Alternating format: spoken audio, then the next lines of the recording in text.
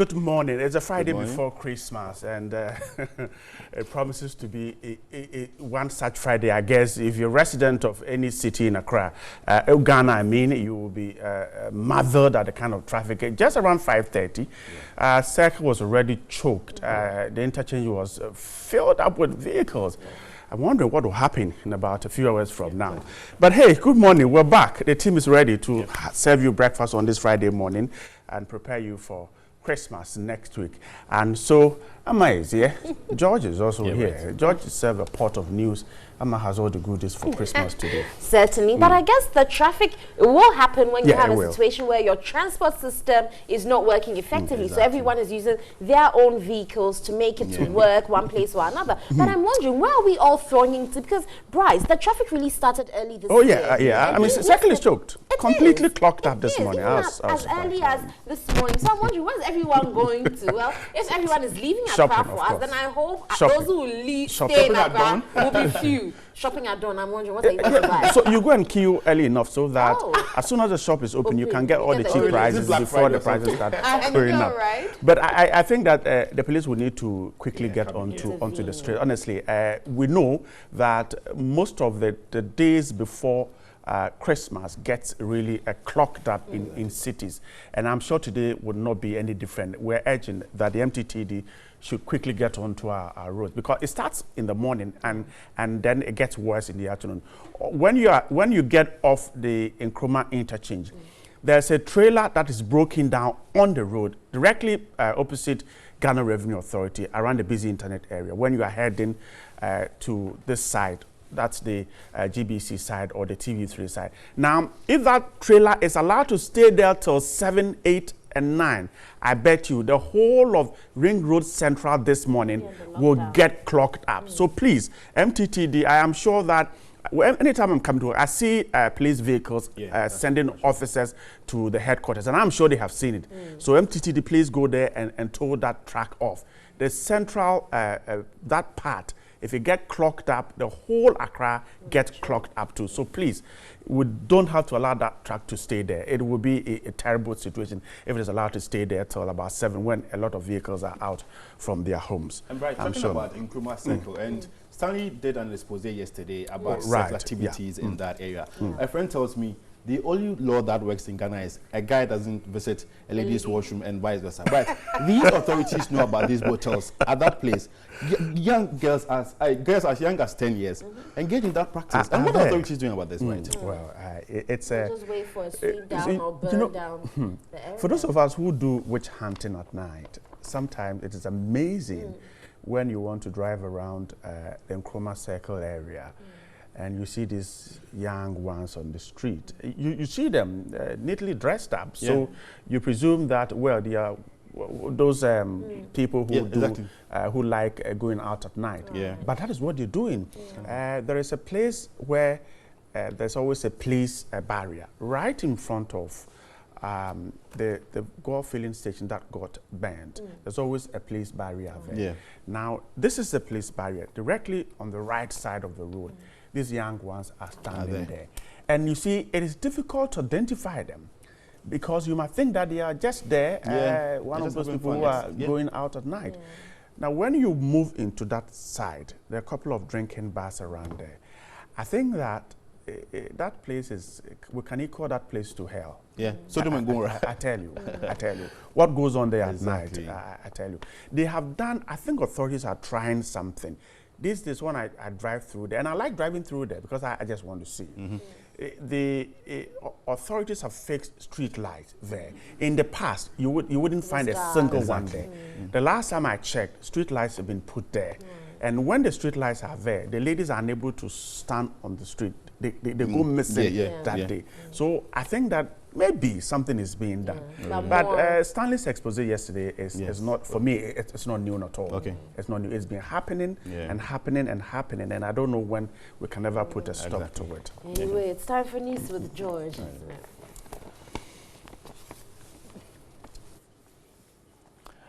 Up next is news here on NewDay.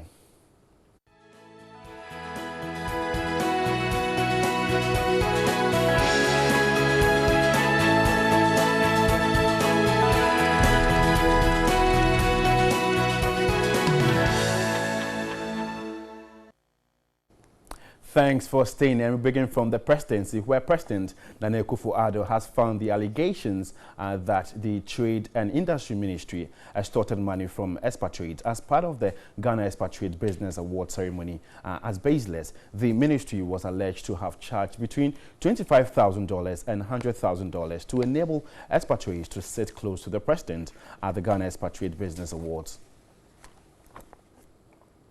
Following a query to the Trade and Industry Minister, Alan Tremantin, demanding answers from him over the allegations, a statement from the government said the fact, as reported to the president, do not disclose any wrongdoing on the part of the minister or any government official. In view of this, the president has therefore asked the minister to put those facts before the Ghanaian people. The Trade and Industry Ministry and the president of the Millennium Excellence Foundation, which organized the awards, has already denied the allegations, which first came from the Minority Chief Whip, Muntaka Mubarak.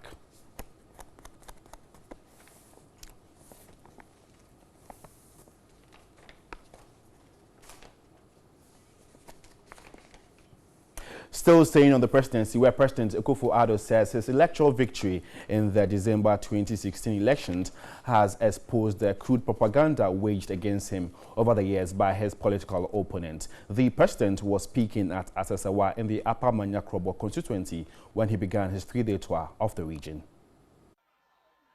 President Akufo-Addo told the gathering his detractors have failed with their propaganda against him during the campaign for the 2016 elections. What matters for me is that all of us in Ghana,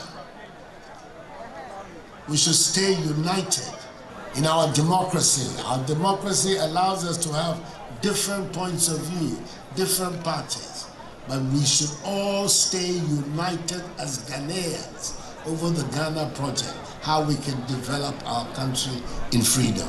That is my biggest ambition, that we can all stay together. Krobos, Achims, Ashantis, Eves, Gans, Mamprusis, Dagombas, all of us together, staying together as one Ghanaian fabric, one Ghanaian people. We push the Ghana project forward. The president said he is determined to use all his energies to build a progressive and prosperous Ghana and assure the people that the Asasawa town roads will undergo a complete rehabilitation and facelift. The development of the school, the dining room, as well as the new classroom block. Education is like this in my heart, so you can be sure that with this application, something is going to be done about it. President Akufo-Addo appealed for support from the people of the Upper Manya-Krobo to transform the economy. Away from the presidency, some individuals believed to be members of the New Patriotic Party in the Elembele constituency in the Western region besieged the party headquarters in Accra, demanding original polling station register. The group accused the acting chairman of the party, Freddie Blay, for conspiring with the constituency chairman, Samuel Akenya, to keep the original copies of the register. The group, numbering 123, stormed the party headquarters, demanding the national executives of the party to stop the constituency chairman and his allies for going against laid-down rules governing the registration process. The registration of the members is towards the January 2018 polls to elect polling station executives, which is expected to end in December 25. Instead of making available the original copies of the register, the group claims the constituency chairman has rather given out A4 sheets for the registration. Original register. We are here to take away the original and photocopies of the register of 122 polling stations.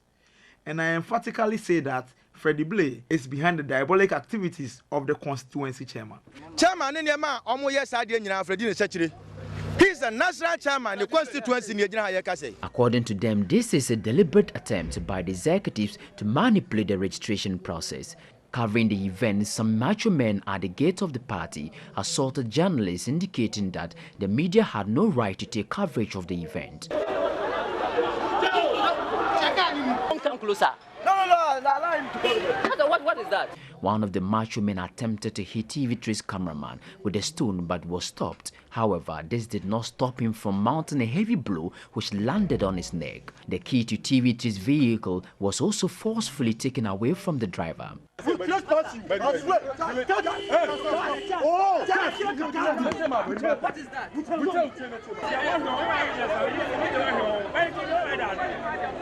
Another cameraman from Ghana Web was rushed to the hospital after he received beatings from the macho men. A rather sad development. Then now let's move to a cycle where the Kwame Nkrumah interchange area in Accra has become a hub for commercial sex workers. 2 years after the Accra Metropolitan Assembly, AMA demolished more than 1,000 brothels.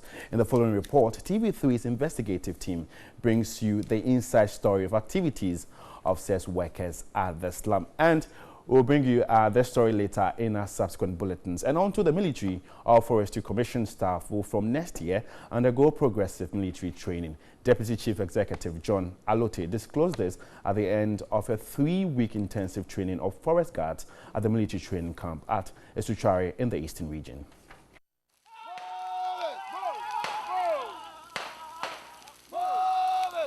The training is to equip field workers in the fight against the increasing wave of forest and wildlife crimes, as well as tackling illegal activities in protected forest reserves. A total of 1,000 field staff, made up of forest guards and range supervisors, are to be trained. 290 staff, made up of 200 forest guards and 90 range supervisors, participated in the first training session in September this year, bringing the number so far trained to 495. The training aimed at improving the physical and mental strength of staff and update their skills in weapon handling, among others. You can now see how sharp they look, how their morale has shot up, their good timings made doing various navigation exercises undertaken. Deputy Chief Executive John Alote urged the participants to apply the knowledge gained to enhance performance. We are investing in capacity building, so we expect to see a correlation in terms of the reduction in the illegal activities that are happening in our forests. He also assured of management's commitment to equip the personnel with the necessary accoutrement to ensure effective delivery. We want you to apply yourselves to the work. Training is one thing. Going down there and applying what you have learned to the forest and protecting the forest, helping us develop the forest, that is more important. There have been several reported cases of poachers, illegal loggers and miners, as well as maiming or killing field staff of the Commission on patrol duties. John Alote cautioned the personnel against acts that could bring the name of the Commission into disrepute, urging them not to apply the skills acquired to bullying the public. The General Officer commanding the Southern Command, Brigadier General Opon Pepra, assisted in presenting certificates to all the participants.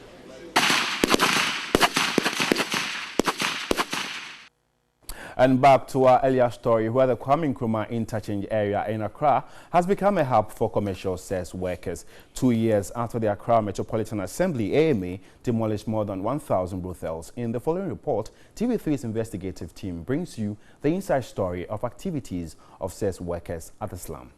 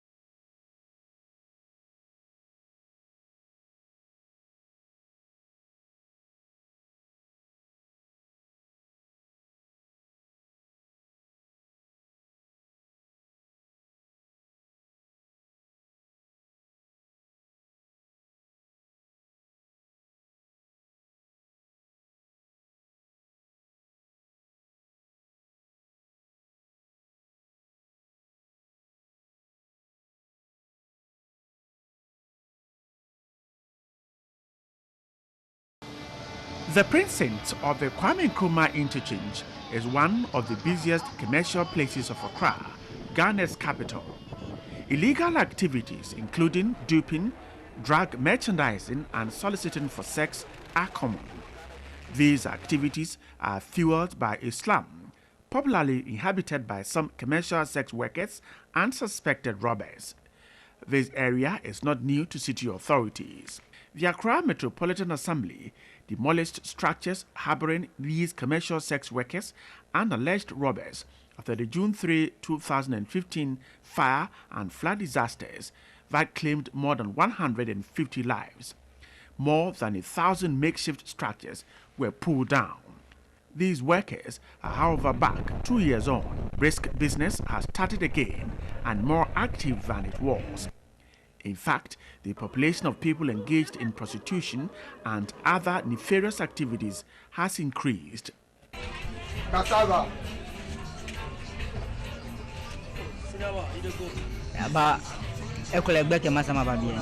Dominating what goes on here are young girls and women selling their bodies. For 6 months, the investigative team spent time with these young girls and women, and the activities are numerous. Our accounts indicate there are more than 1,500 scattered structures used as brothels.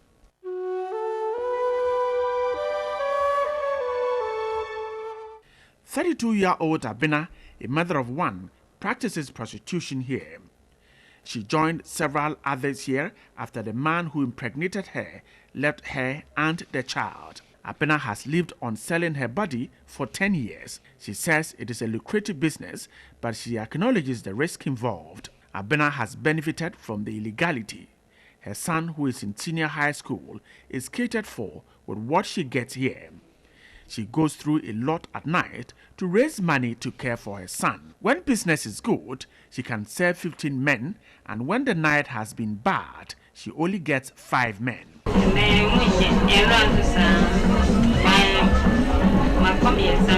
There are rules for patrons.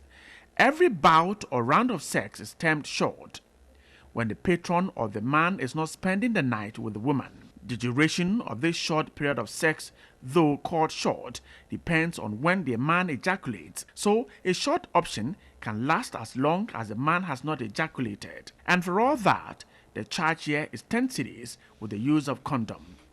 But for 34-year-old Felicia, she charges 150 cedis and a minimum of 30 cedis. She told us she charges depend on the styles the customer requests.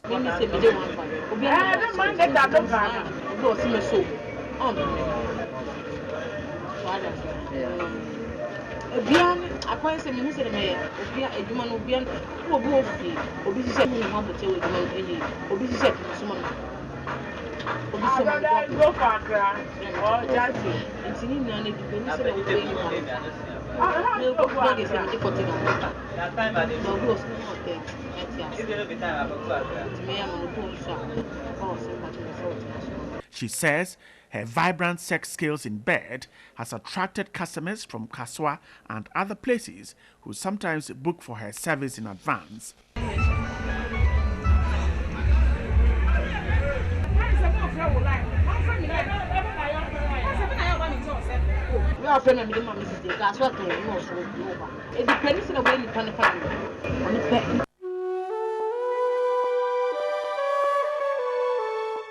She does not live here alone.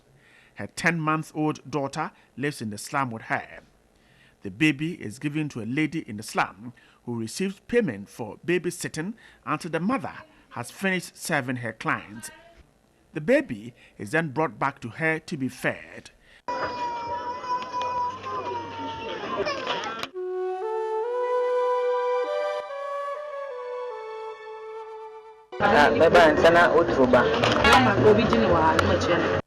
She's married with 4 children, but none of her relatives know that she lives in the slum and engages in this kind of work. Her husband's infidelity pushed her into selling her body. This was after she had spent all her trading capital on her children without her husband's support.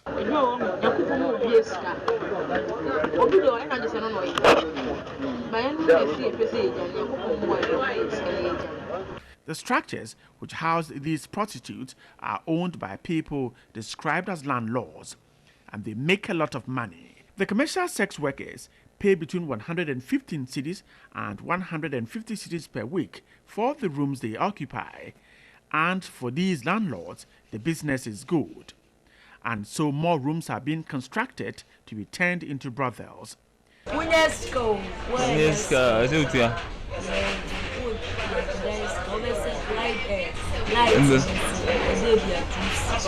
To enhance our work, we acquired one room. A sex worker called a queer on approach agreed to offer us a room to be occupied by a friend sex worker.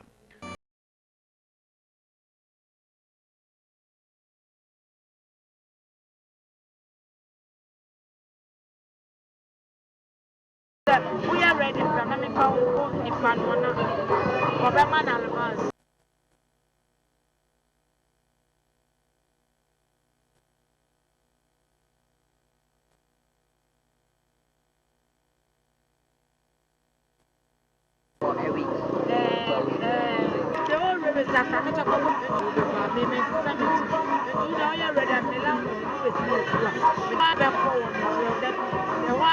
Like Abena, Mommy is 18 years old and hails from Old Tafo in the Ashanti region.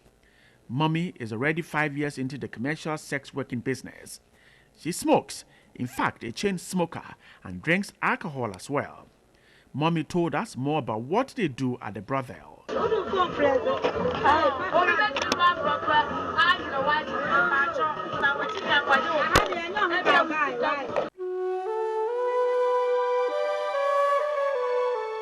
Both pregnant women and nursing mothers engaged in prostitution here. Most of the nursing mothers are single parents. During the day, work is less active and most of the sex workers sit in front of their rooms to attract the attention of prospective clients. The business gets active at night. The rail line that leads to the main Accra station is a hot spot. The girls and women engage their clients, and the bargaining can sometimes be endless. Nigerian girls dominate at the Kwame Nkrumah interchange area slum. Our investigation reveals that they migrated from another commercial sex working hub at Ashaiman, a suburb of Tema in the Greater Accra region, to their present location. Nigeria for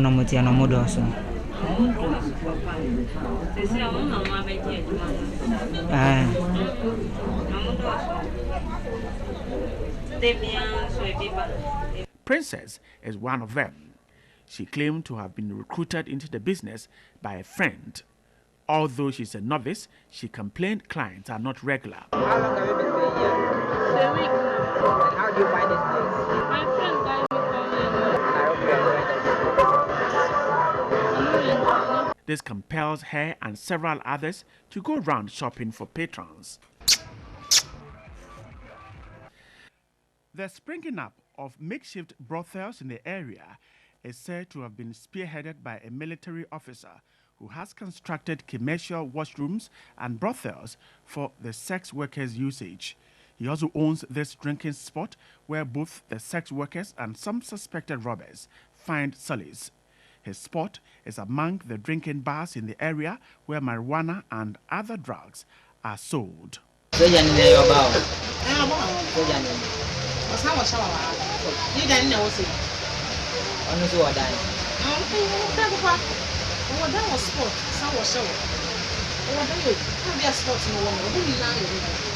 The Accra Metropolitan Assembly marked the structures and set February 2, 2017 as demolition date, but the time given for the structures to be pulled down elapsed. On March 28, 2017, a team from the Ghana Railways Company again went to mark the structures to be removed on March 30, 2017. But these structures are still standing. We inquired from the sex workers how the owners of the buildings are able to outwit officials. They alleged that a day before the supposed demolition exercise took place, the executives of the various brothels collected money from all the landlords to bribe officials of the Ghana Railways Authority and the AMA. A sex worker confirmed the money has been sent to the railway authorities. Now in business on Crawford this can I come on.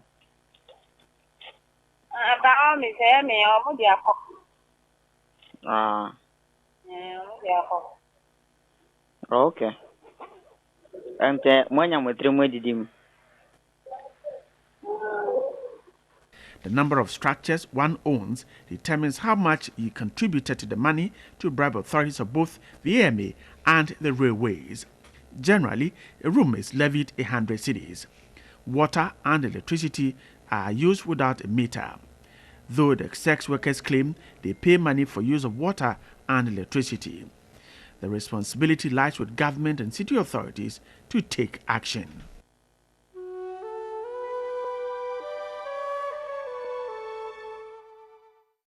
Trust your authoritative TV station TV3 to keep an eagle eye on this development to ensure duty bearers act swiftly. And that's how we end news here on New Day. Many thanks for making time with us. We're going for a quick commercial break. New Day continues. Welcome back. It's time for us to do headlines now. We'll start off with The Finder. It says Kumaka students receiving H1N1 vaccination and frontline hospital staff will also be vaccinated. And then in 2017, the good, the bad, and the ugly. Also, 800,000 Ghana Cedis website's budget has been criticized. Then government grabs $200 million World Bank credit. So these are the stories carried by The Finder. And of course, The Finder will be taking a break in Christmas. Okay. And so, yeah, those stories are there. Right. The vaccines have finally arrived. Great. They are being administered to students in Kumaka before yesterday, they go home. Our own Ibrahim Abubakar, man in Kumasi, was there. Kudos to the team. Getting the students on with the vaccine is great, but a few suggestions have come that how do we trace those who are yet to come back to the school? We're told some of them went home and never came back. Yesterday, for instance, we're told that right after the examination, they were made not to leave exam hall, and then all of them were vaccinated. I am sure that, you know, the school, the compound has some school, some houses around there, and there are people who could be going in and out of the compound. So I think they should extend the vaccination to the immediate environs of the school, so that if some people, you know, when schools are sited, you find the people living there engaging in some commercial activity, so they interact with these students, so that if people were selling food and they interacted with the students, and perhaps they might have gotten the virus, they also get the vaccine, so that after the students have received the vaccination, they don't go back and reinfect them. So I think a lot more will have to be done so that we see this thing put to rest once and for all. Yeah, definitely. We hope the hospital staff is yet to be vaccinated, or some have at least received it. Like you said, those who came into close proximity, we expect that they would also receive some vaccination, and whatever other antiviral agents are being given to protect those who came into contact. We should make sure the contact tracing is important, because right, if after doing this we still have even one person being or going back into the community who will shed these viruses and spread it to others, then we wouldn't have achieved much as we're planning to. So we do applaud the Ghana Health Service that the vaccines are in and they're being administered, but thereafter what we should do to prevent it from spreading to other places, we hope we will continue to do. But also the budget has been criticized because people are there's a minister or the is it special initiative? I think the special initiative ministry. They are deciding to launch a website, and the budget for it is about 800,000 cedis. Well, I don't know, but I mean, these are issues that sometimes it baffles you when you hear it as to exactly what might have gone into. I don't claim to be an expert with building website, but and I can't also agree or disagree that 800,000 cedis can be used or cannot be used to build a website. That's what the ministry wants to do. I have no qualms about it, but how beneficial is the website to the ministry? I think the government of Ghana has a website. Can it be the situation that some of these ministries, which I see as temporary ministries, because I don't think this special initiative ministry will be there forever. Can they be hosted on the Government of Ghana website? I'm not tech savvy, so I shudder when it comes to these things. But these are questions that I guess we could be asking. But if you look at the budget of the ministry, and if it is indeed approved by Parliament, one would begin to ask questions. Why would Parliament approve this kind of budget? Is it because the majority would want the budget to go through, so they will use their numbers to approve it, or they criticize the budget but had to approve it all the same? You have to, these are legitimate questions. And within this budget, Amma, the ministry is buying 20 four-wheel drive, 20. New. 1, 2, 3, 4, 5, 6, 7, 8, 9, 10, 11, 12, 13, 14, 15, 16. That is a lot of money. 20. I don't know. And maybe they need a vehicle. Has the embargo on buying new vehicles for ministries been taken away? Because we haven't really heard any directive to that effect. The finance ministry said that it is. I think it takes effect from 2019. Okay. Yes. All right. Because some of it have been approved already. From 2019, no ministry can buy a four-wheel drive. That's according to the finance minister. But there was a directive, if you remember, when the new government came in, that there was a freeze on buying of new vehicles. But these are captured in the budget of the Special Initiative Ministry. So I am asking, really, 20 vehicles, what is it that will be used for? So 2 per region, that's it, 2 per region. What would the vehicle be used for? Okay, maybe the officers of the ministry will need to move up and down with some of these things.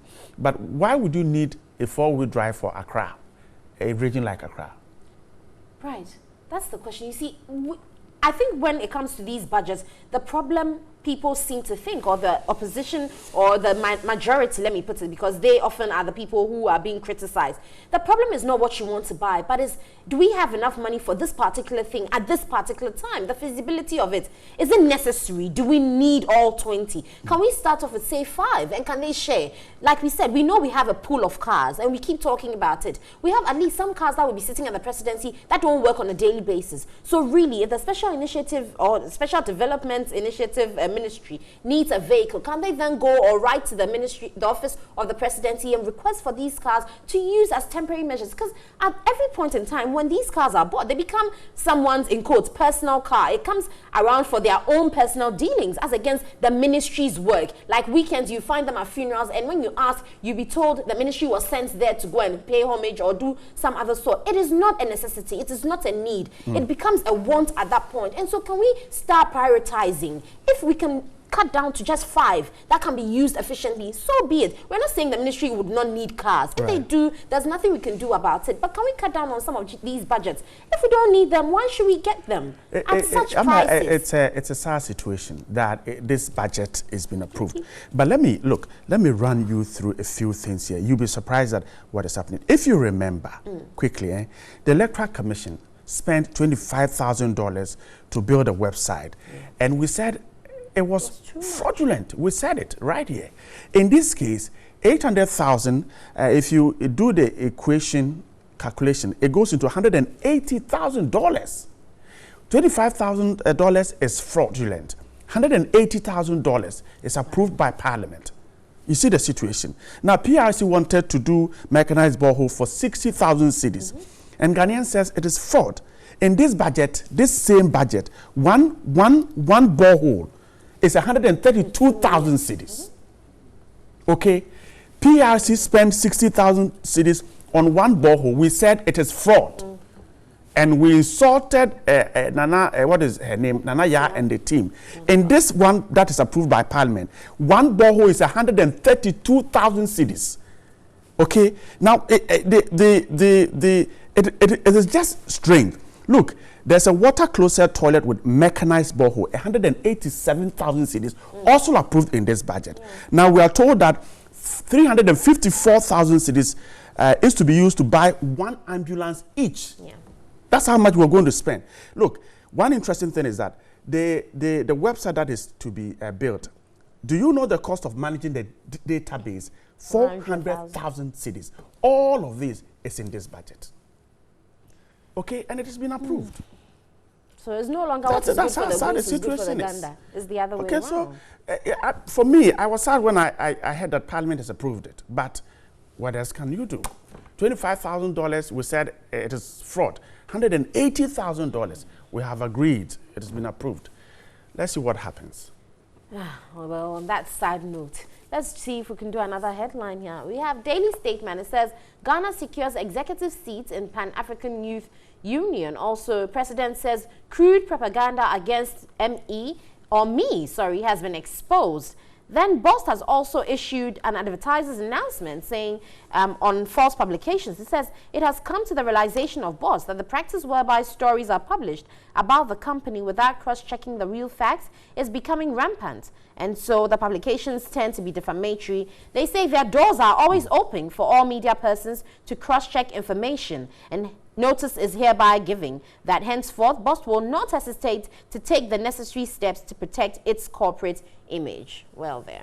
So those are the stories on Daily Statement. I see. It's one of the ethics of our profession to cross-check facts before putting them out. If BOST says that the stories were not cross-checked with them before being done, well, then that's against the ethics. But BOST can have their day if they want to, so we can leave it at that. The president has been touring the eastern region, and a lot of issues are coming up, particularly the issue of Fulani herdsmen.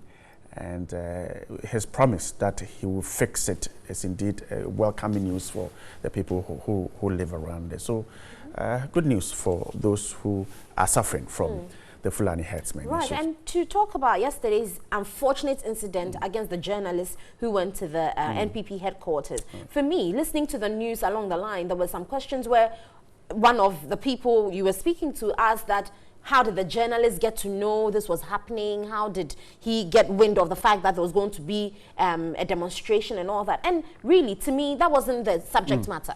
The matter was the fact that someone had been brutalized for no offense being committed. And I think it has to come to the point where we all see this as wrong. There's no justification whatsoever. You have breached human rights for whatever reason it is. The law works. If even the journalist had gone against, supposing there was a situation where he breached the rules, he breached the law, there's a police station, there's a court. You allow the law to take the right place. Nobody has the right to hit anybody for whatever reason it is. Let's not think because you wield power, you look like a security man, you are blow man, macho man, you are going to beat someone's child because you have the power. You are not allowed to do that. Ahead of Christmas. Ahead of Christmas. Boxing.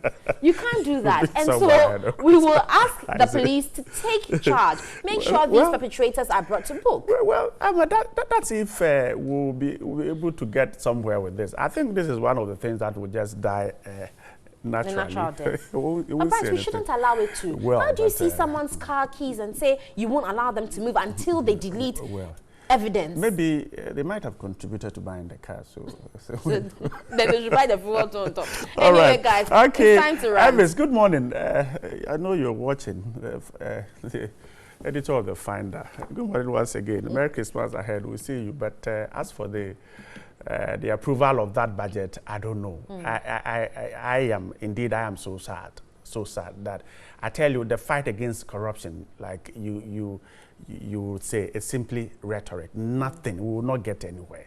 If this thing can be approved, then procurement is the headquarters. And I know you believe that the headquarters of corruption. It is indeed the case. If this is what is happening, then as for fighting corruption, let's all forget it and stay corrupt until when Jesus comes and takes all of us away. Then we can go and sleep and tell God how corrupt we we were. Let's do daily rant, Amma. Certainly, let's rant now. So to top up all the issues we have, parliamentarians are absenting themselves from Parliament when it comes to even taking issues that concern national, discussions, because they have to be there to make decisions on our behalf. But they're absenting themselves for no reason or no apparent reason, because they don't tend to even give excuses for being absent. But we're wondering, will this ever end, or will it end only when the sanctions are put in place? Let's see what you have to say about that on Daily Rant with George Quayne this morning.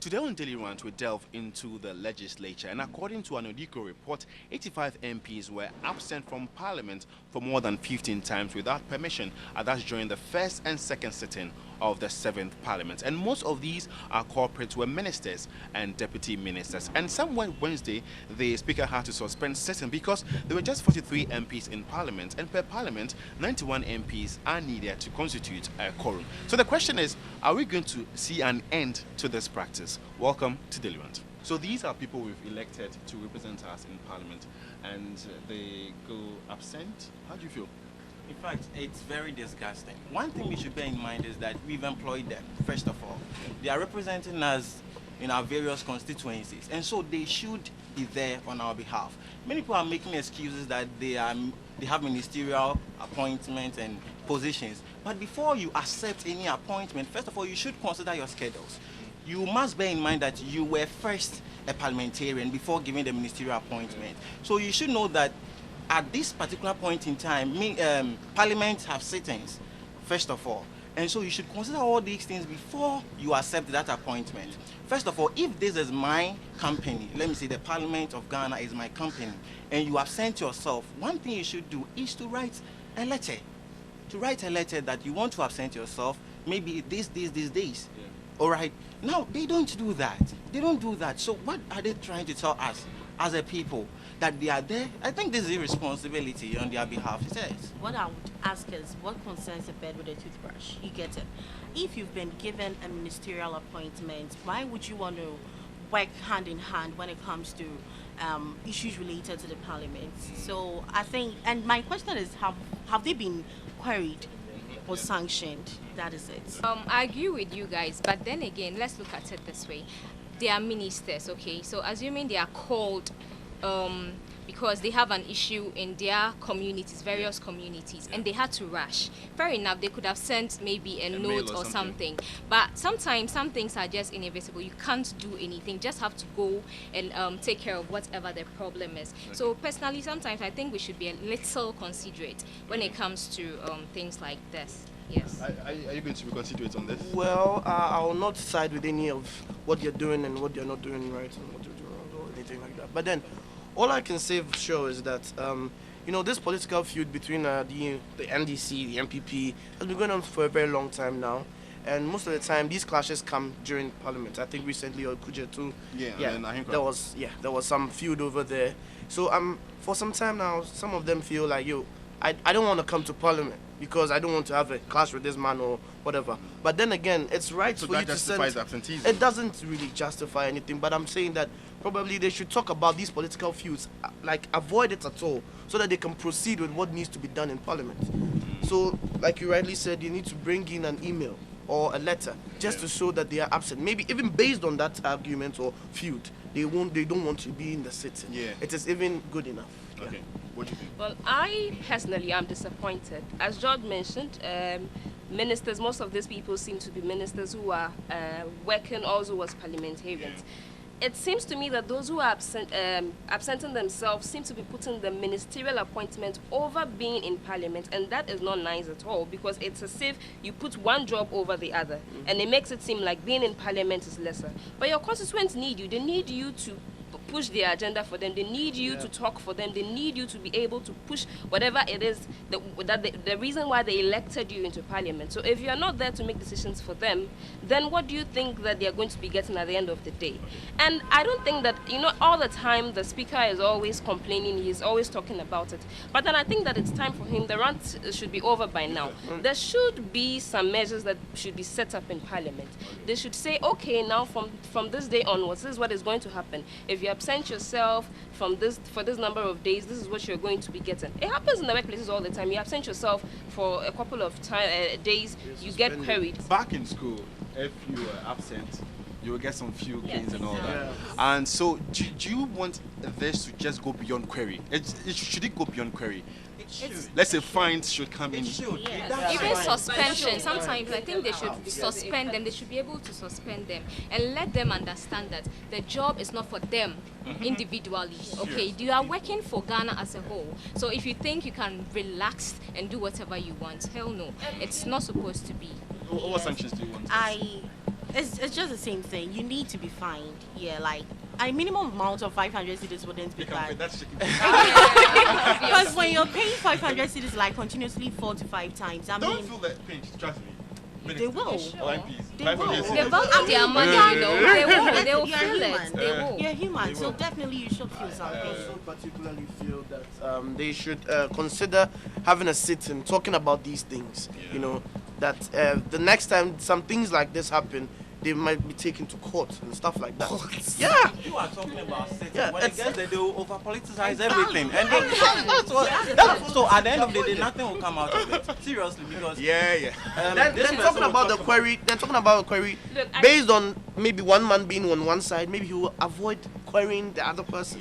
I think a better punishment would be if they should be asked to choose between being a minister and being a parliamentarian, because that would be better.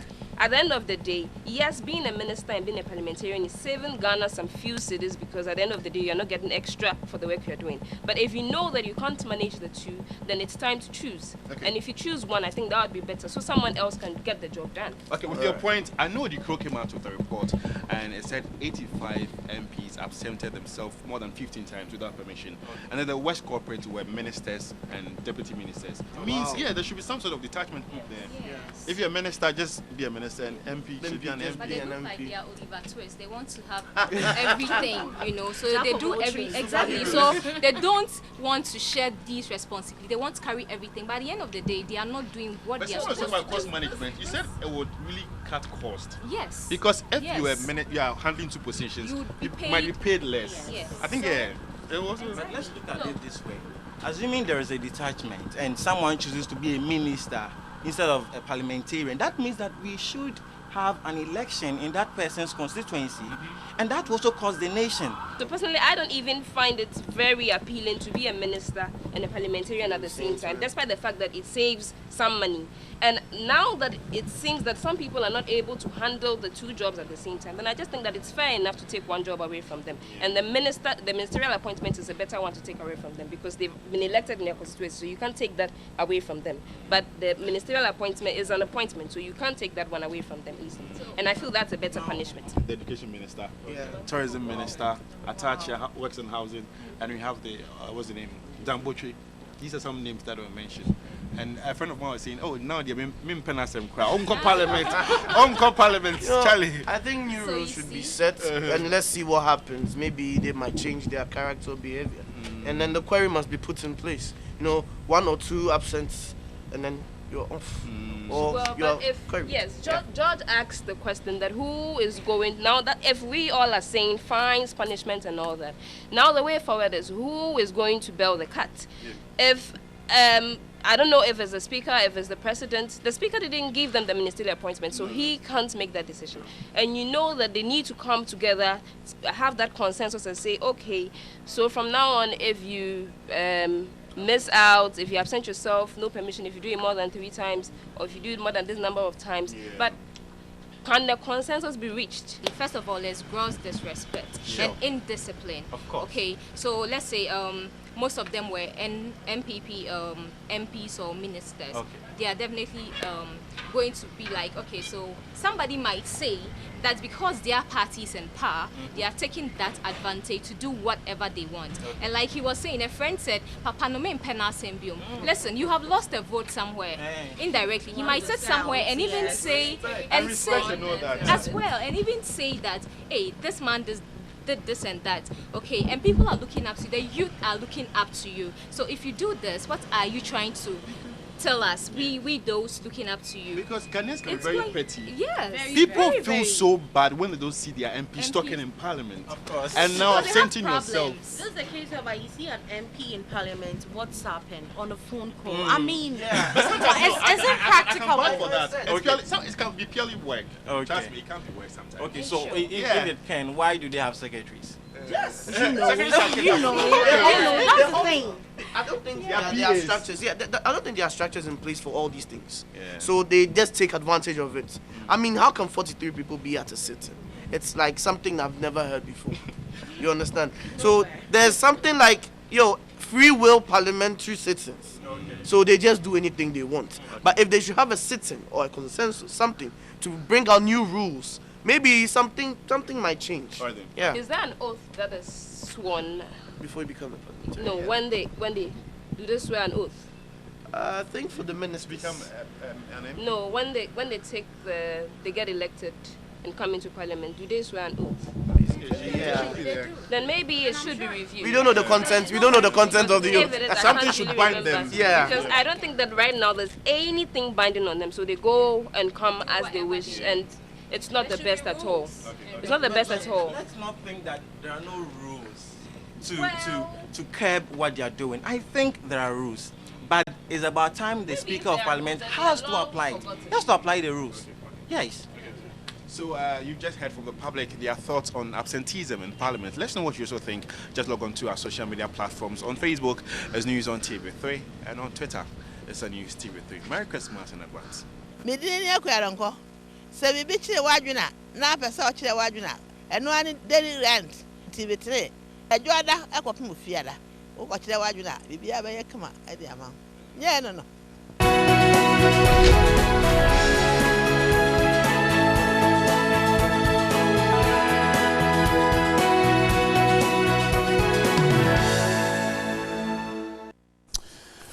Right, and the newspapers are here, some of them, announcing their break. The Finder says that it is taking a break from Friday. That's today, and it will return to the newsstands on Monday, January 8, 2018.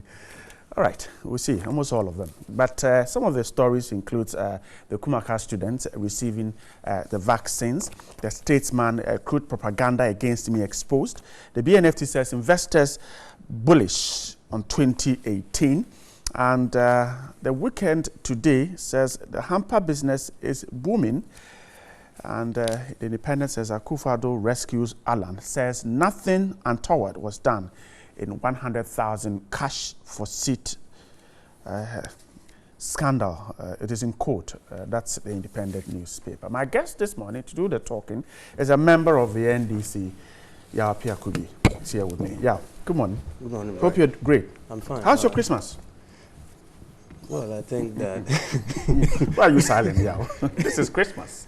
Well, I mean, the symbolism about Christmas is there, but the reality, the means to celebrate it is what I see. That many Ghanaians, including myself, are talking about, that it doesn't look good. I mean, you go to the market women are complaining. I watched a feature on your network when you sent your cameras out there. And I think that it's quite bizarre. People are complaining about high cost, no money to spend on such a season and so on. So I think that is not looking good.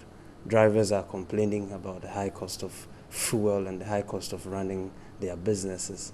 Generally, I don't think that the economic situation is one that gives us hope and the means to celebrate. Of course, Christ is going to be born, and we are looking forward to a renewed faith and so on, but that's spiritual. In terms of the physical existence and what we need to enjoy life. I think there's... You said it is not there. Yeah. Okay, I'm grateful. Now, let's take our first story, but just to let you in on what to be discussed. Yesterday, some journalists were assaulted at the headquarters of the NPP when they went there to cover a demonstration by the Elembele constituency of the party. TV3 and Ghana Web journalists suffered in that ordeal there. Let's watch what happened there. The group numbering 123 stormed the party headquarters, demanding the national executives of the party to stop the constituency chairman and his allies for going against laid-down rules governing the registration process. The registration of the members is towards the January 2018 polls to elect polling station executives, which is expected to end in December 25. Instead of making available the original copies of the register, the group claims the constituency chairman has rather given out A4 sheets for the registration. Original register. We are here to take away the original and photocopies of the register of 122 polling stations. And I emphatically say that Freddie Blay is behind the diabolic activities of the constituency chairman. Chairman, he's a national chairman, the constituency. According to them, this is a deliberate attempt by the executives to manipulate the registration process. Covering the event, some macho men at the gate of the party assaulted journalists, indicating that the media had no right to take coverage of the event. Come closer. No, allow him to go. What is that? One of the macho men attempted to hit TV3's cameraman with a stone but was stopped. However, this did not stop him from mounting a heavy blow which landed on his neck. The key to TV3's vehicle was also forcefully taken away from the driver. What is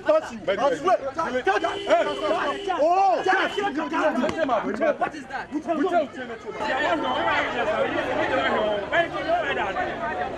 Another cameraman from Ghana Web was rushed to the hospital after he received beatings from the macho men.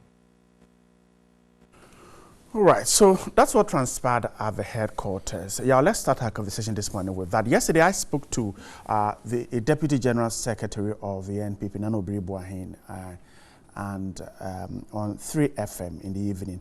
And though he said that the situation was unfortunate, he was asking questions as to how did the journalists get information that there was a demonstration, who informed them, and how did they get there? The key question is, does it matter how journalists get the information?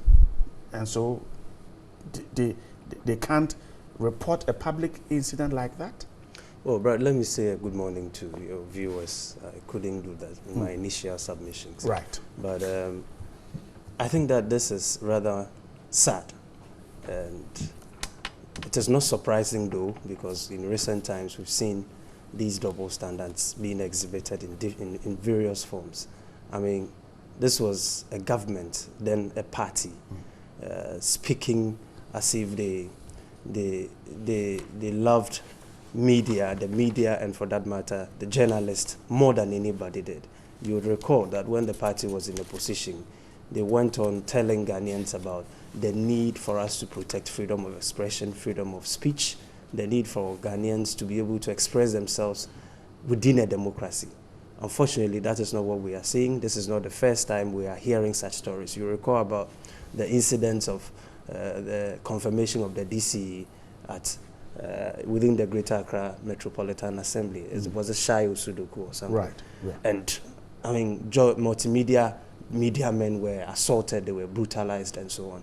You would recall another incident that happened at the party head office itself.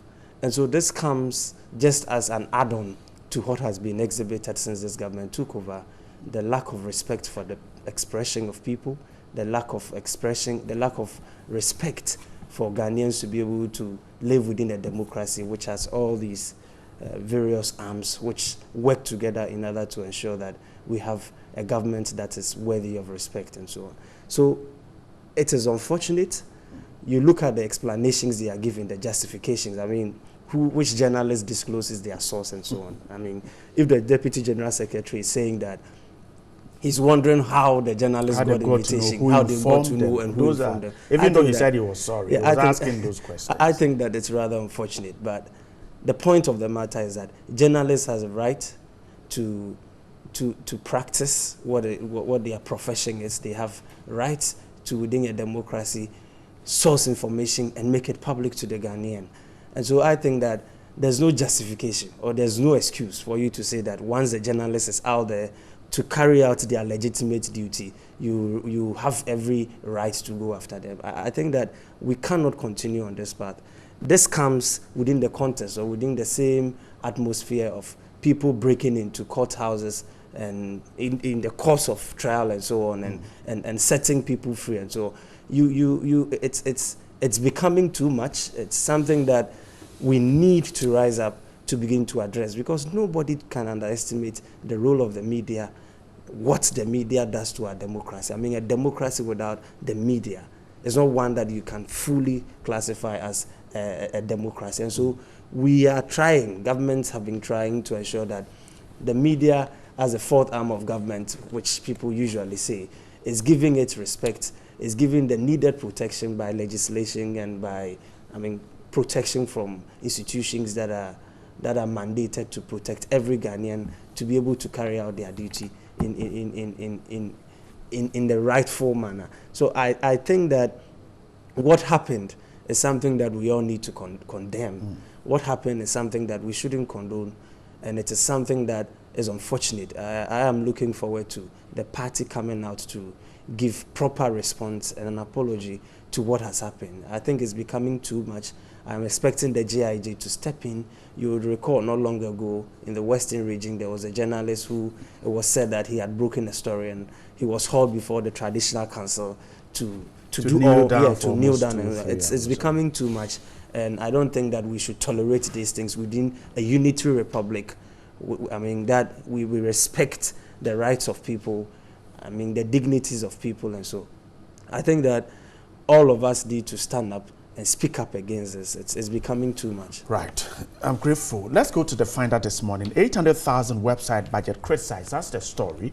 The Minister of Special Development Initiatives budget of 800,000 cedis for the development of the website has provoked outrage. That's according to the Finder. An additional 400,000 cedis has also been budgeted for the development and management of the database. Parliament approved the expenditure despite red flags from the minority NDC. The ministry also intends to buy 20 new four-wheel drives as part of its 2018 budget, and despite a moratorium on the purchase of new vehicles by the president. This is what is in the budget. Now, a quick look at some of the interesting things you find in the budget here. We're told that 10 million cedis will go into buying 20 four-wheel drives. 275 ambulances will cost 97.5 million cedis, translating into 345,750 million. 345,750 for each. A solar-powered mechanized borehole will go for 132 million Ghana cedis, and that means that the price of the borehole will be 132,000 cedis, 100 markets to cost 110 million cedis. That means that we are told again also that the management and the monitoring of policies, just managing and monitoring of these policies, the programs and projects, is estimated to cost 3 million cedis. So that's the breakdown. And we also told that Parliament altogether approved 1.1 billion cedis budget for the ministry, which is expected to champion government special projects. Out of the ministry's 1.1 billion budget, 744 million will be funded with oil money from the annual budgetary funding amount. And that's the story so far as told by the Finder. Yeah, let me again say that shouldn't the minority have staged a walkout on this? Well, I don't think that it's proper for the minority to stage a walkout on this. They agree to this kind of figures? First of all, these are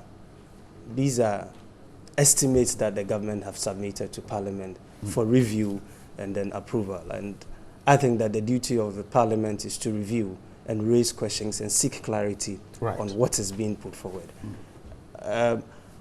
You recall that in recent times, the discussion about protecting the public purse and the promises that has been given by the President Nana Addo Dankwa Akufo-Addo is one that has been at the forefront, and that is the context within which this discussion about public expenditure and public protecting the public purse is being discussed. I mean, without his statements and the positioning of the NPP when they were in opposition about people inflating figures, people inflating the cost of doing business and so on, I think that this discussion wouldn't be held. And so we are having this discussion within the assurances and the promises that the party in opposition give and what they are doing in government. That is the only way you can clearly and properly have this discussion. But even before we go there, don't you think that the minority in supporting to approve this, without working out, even though the story says that they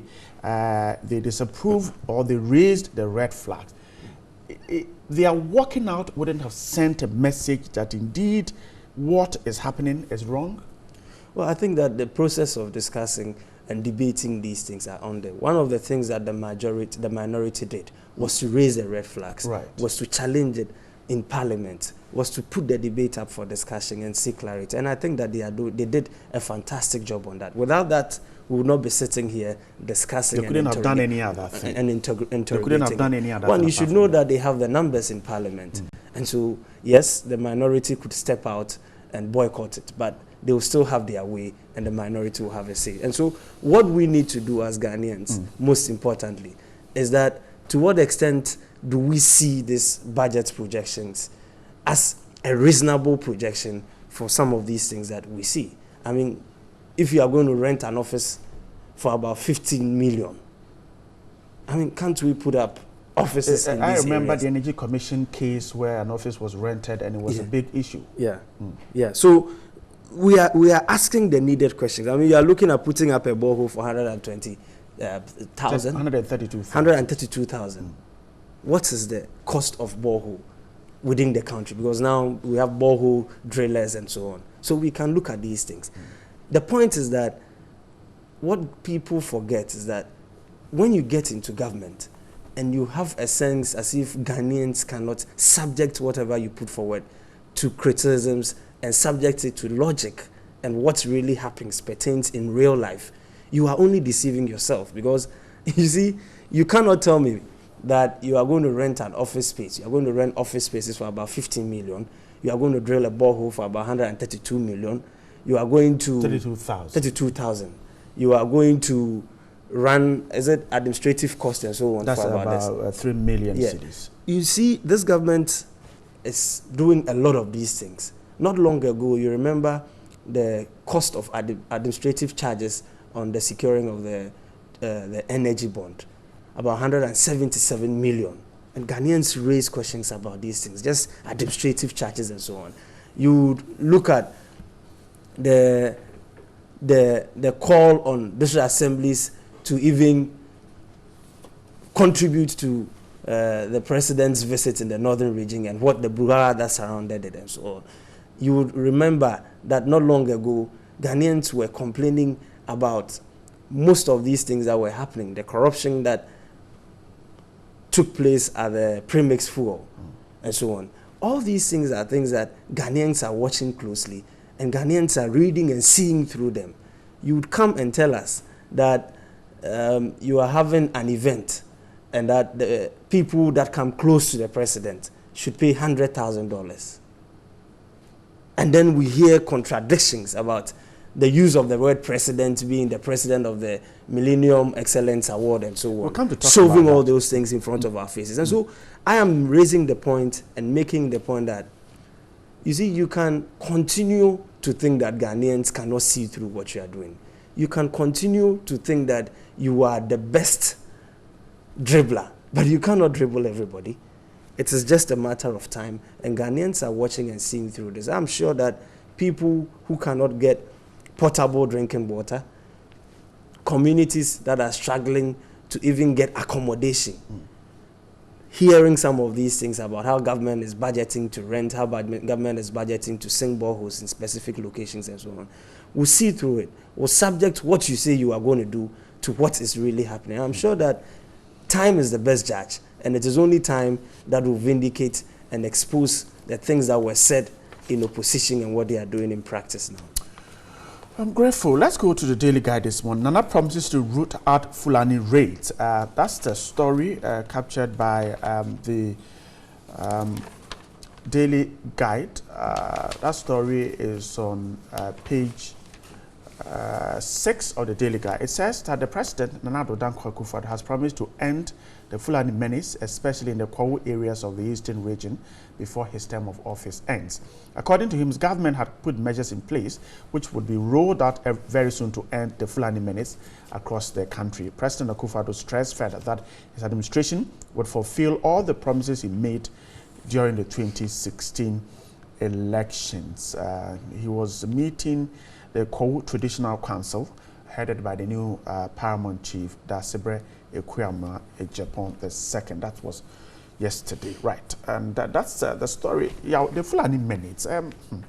The president says that before 2020, he will be able to root out all these troubles from the Fulanis. Well, it's interesting when you hear some of these promises. Right, he cannot do it. With timelines given by the president and so on. I think that if you have a proper understanding of this Fulani thing, you would not be giving dates and so on. Because throughout history, the struggle between nomads, pastoralists, and then agriculturists has been there. I mean, you look at most of the great fights during the development of man, being people who want fertile locations for their animals as against those who want those fertile lands to rear their animals. So it's been there. What is happening within the country with the Fulani menace is that we have Ghanaian big men. It's a two-pronged thing. You have one which has to do with nomads moving around looking for greener pastures for their animals. And then you have Ghanaian businessmen and prominent people in society who look at this as an investment and acquire land. So they own the cattle. They own the cattle and so on. This is what the situation is mainly. What we are saying is that in a country where we have discussed most of these things about how we'll be able to keep our farm animals without them trespassing onto green lands, I don't think that Ghana is the biggest producer of cattle. I mean, meat and so on. We have countries that have large sizes of cattle and so on, but you don't hear this clash between farmers and then the cattle or animal rearers. It's just because you have to put in place mechanisms to confine these animals and give them what they need without them necessarily moving around to destroy other people's land. You would also hear the angle to this Fulani thing about leases of land being legitimately given to business people or people who own these cattle over the years. As society develops and these communities keep expanding, now they are looking for these same lands that have been given to these Fulani people to take over to use as farmlands. And then that also becomes part of the struggle between the two factions. You'd also know about genuinely people having their farms and then these cattle moving in there to graze and then to destroy some of these things.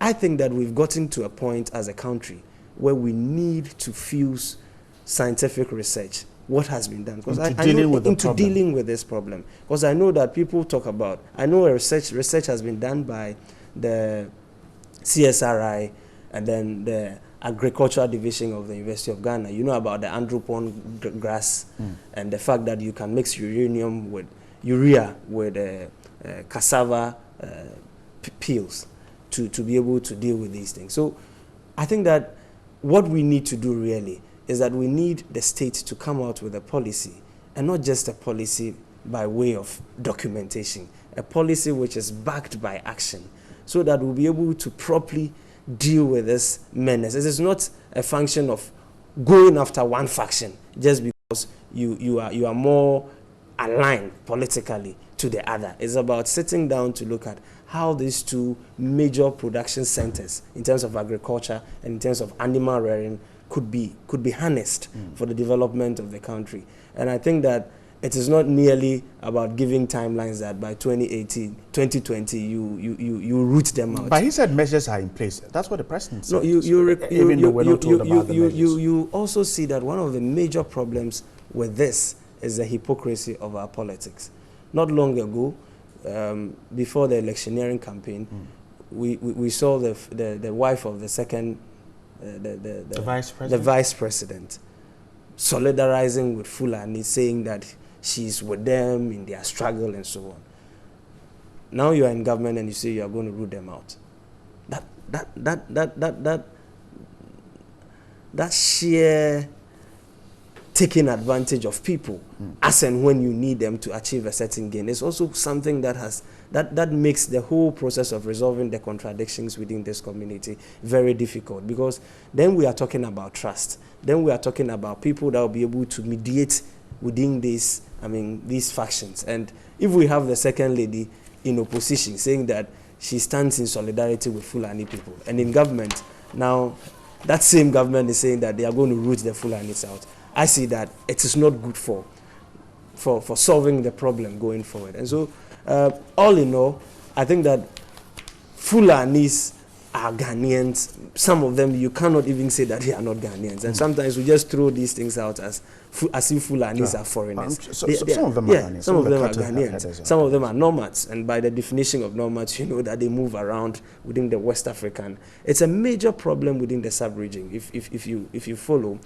not long ago, over 4,000 cattle were killed in northern Nigeria.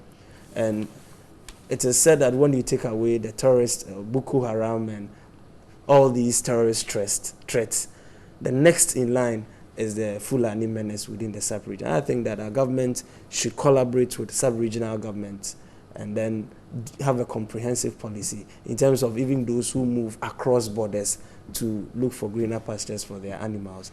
I think that this needs a rather broad, comprehensive approach in dealing with this matter.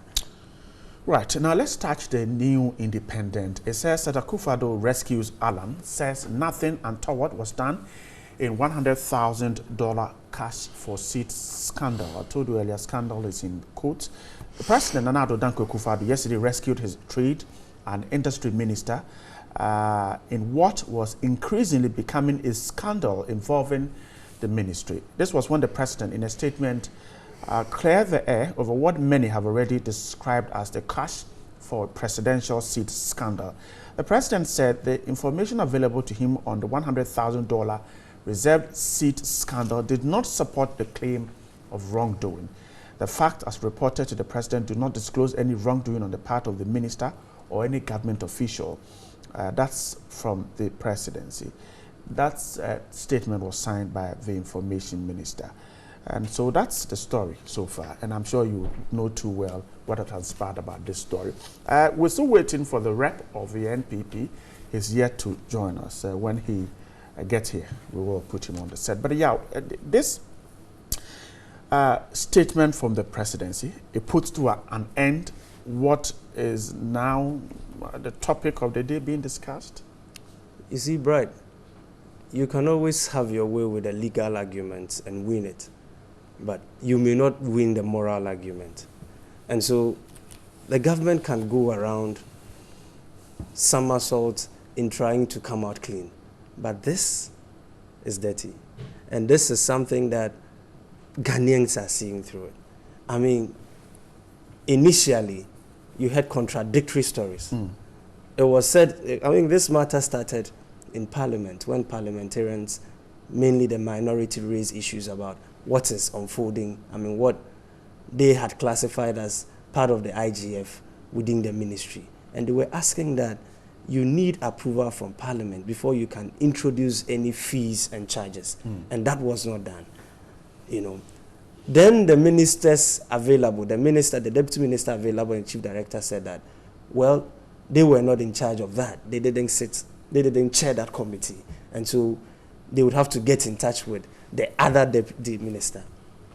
You see, Bright, this whole issue that they've tried to use the event organizers, they've come out to say that, oh, it is not true, it is best practice, it is done elsewhere, it is done in various countries to raise funds and so on. We know that the classical definition of corruption is the abuse of public office for private gain. I'm sure this is something that everybody knows. Was there abuse of public powers, or was there abuse of powers vested in the people who are supposed to be public officers for private gain? Did they do anything to aid this private businessman to have undue advantage and, for that matter, profit from the whole exercise? Yes. I don't know, and the president is saying that he was not aware of these developments, and that is the basis for summoning the minister. That alone presupposes that something didn't go well. Because if it's something that is not of any merit, the president wouldn't have summoned the minister, the sector minister, to come and answer questions. What we are seeing since this government took over, in about a year, right, we've seen series of untidy transactions. You can call it corrupt, you can allege, but these are things that appear to be untidy. You spend about $100,000 to go and rename the Tamale Stadium. What happens to the 2.5 GPS that we were told about all over the country? What happened to all this investigation at Bust?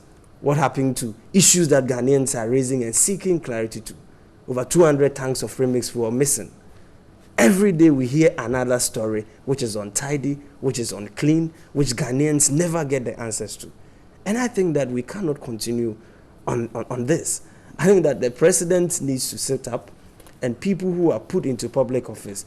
You see, the sad aspect is that when matters like this even come out, the arrogance, the belligerent, I don't even know the word to use, right? But you just realize, I mean, this is a deputy minister who is calling another deputy minister, another colleague, a thief, saying that they are in power.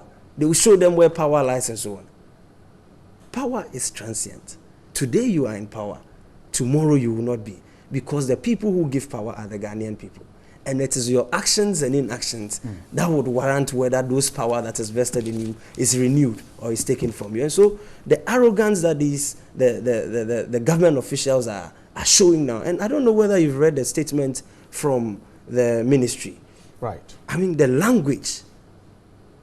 These are public officials who are supposed to respond as a ministry. They are not, this is not the NPP Communication Bureau releasing a statement to the public. And look at the words that were used in the statement. Well, I think that Ghanaians voted, Ghanaians made a choice. And it is only Ghanaians that will best pass a judgment on this. And that judgment will be passed on the basis of how this government governs and how they're able to run things to be able to minimize the suffering of Ghanaians. I don't see Ghanaians feeling any better. I don't see the policies that are being rolled out getting to any proper logical conclusion, and for that matter, manifesting itself in the lives of Ghanaians. I think that Ghanaians are quietly watching. Mandate has been given to them for 4 years. I think that a year is enough for them to sit up and to shake themselves off this slow and this backward way of doing things. It is rather striking that in all these things, each time these matters come up and we try to discuss them, people who are asking questions, people who are seeking answers are then tagged, lambasted, and then the atmosphere is so poisoned that you cannot even have a proper discussion of what the issues are at stake. And so, for me, what is coming out, the press statements, the president vindicating the minister and so on, I don't think that that will negate the perception that Ghanaians have about this. No government in the history of this country would have people pay $100,000 to come and sit next to them on a table. Right. The president has denied it anyway. When money is paid, he has denied that monies were not paid into the ministry's account. All right, but not to the presidency. That's it. Well, but the ministry is the ministry's work in order to make sure that government business is run. Right. So if the monies are paid into the ministry's account, I mean, the government cannot exonerate themselves from it. Okay, all right. I'm grateful. Let's touch the Daily Graphic this morning. An expedite probe of EC commissioners. Parliament has urged the Chief Justice, Mrs. Justice Safaa Akuffo, to expedite the probe into the conduct of the chairperson of the Electoral Commission and her two deputies, the majority leader, Ms. Osei Chimensa Bonsu, and the minority leader, Harry Nedrusu, made the call while contributing to a motion for the approval of some 373,445,112 Ghana cedis budget estimates for the Electoral Commission. Now, Mr. Nedrusu, who set the tone, said it was important for the Chief Justice to speed up the probe so that the EC would get the focus to carry out its obligations. He mentioned the District Assembly elections that is upcoming, the expected referendum for the creation of new district next year, and other activities that the EC would have to undertake. So Osei Chimensa Bonsu said the probe is needed to be dealt with to ensure credibility in the EC. That, he said, was crucial to enable the EC to work in unity for its activities, including the expected creation of some regions. Yeah, so these are the two reasons. Honorable Harry Nedrusu is suggesting that, look, there are a lot of work ahead, 2019 going, 2018 going, and so let's quickly deal with it. And then the majority leader is also suggesting that we need to restore the credibility of the EC so that it can go back to its work. I think these are legitimate questions they should be asking the Supreme Court to quickly, the committee to quickly finish its work. Well, that's a right call, and it's a call in the right direction, because, I mean, you cannot have a functional electoral commission without all these things surrounding its leadership. And so I think that it is a right call. There's no doubt that we cannot run our electoral processes without the electoral commission. And so when there's a matter up for discussion about how the conduct of people in that office is up for investigation, I think that it is something that has to be fact-tracked within the context of an upcoming very, very busy, very, very busy period ahead of us. We are up to have referendums about the creation of new regions.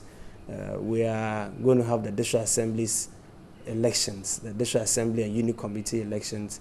We are going to have very soon other electoral activities that the Electoral Commission needs the sanity and peace to be able to conduct all these processes. And so it's a call in the right direction, and I'm not surprised that both the majority leader and the minority leader are on the same side on this call, because the processes that have started against the Electoral Commission is something that, until the matters are resolved, there's no doubt that the credibility, the integrity, and for that matter, the freedom for the Electoral Commission to be able to come out as a clean, a clear, and a neutral arbiter within our electoral processes will never be restored.